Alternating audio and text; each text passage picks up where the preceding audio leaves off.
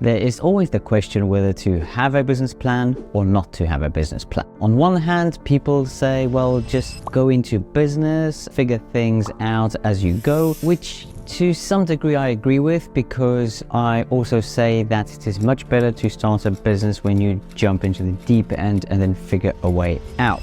Others say that you should prepare yourself and spend a lot of time writing a business plan, detailing all the steps as they go. The problem with this question is, or the doubts that started to arise, is because of the lean startup world. Now, lean startup means that, let's say you want to get from home to work and you're driving and suddenly one of the roads is closed. It doesn't mean you're going to turn back home, hope so. You simply will just find another way, but you will reach your destination. So the same is in business, where you start, you don't necessarily know exactly which way you're going to go. You have a vision and you pivot along the way and find your way to your goal. Now, in my opinion, things have been confused where people have sort of went a step too far, saying, well, that means you don't have to have a plan whatsoever. I think that you should have a business plan, and you should spend a lot of time working on your business plan. It doesn't mean you have to stick to that plan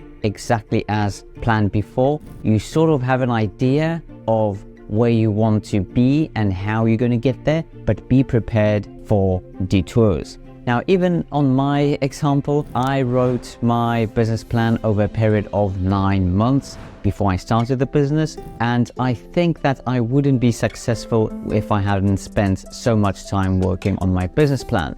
Nevertheless, my plan was to become a management company, so even the name of the company included, it was Structural Steelwork Management. I never wanted to have a production facility. I wanted to get orders from within London and then outsource fabrication somewhere up north, and then just manage the logistics, the installation, the communication with the customer, and so on. Now, as it happens, guess what happened? It didn't work out that way whatsoever. Very quickly I realized that no one is willing to pay me a deposit up front, whereas I had to pay for the materials up front. So basically, I very quickly had to, on my way to my goal, make a detour and figure things out as I went. But without a robust business plan, I wouldn't have the business wisdom that I gained when preparing the business plan, because in a business plan, and we'll be going through it within this series, you have to touch upon every single area of a business. And a business is like an orchestra. You can't have the violins outplaying everyone else. They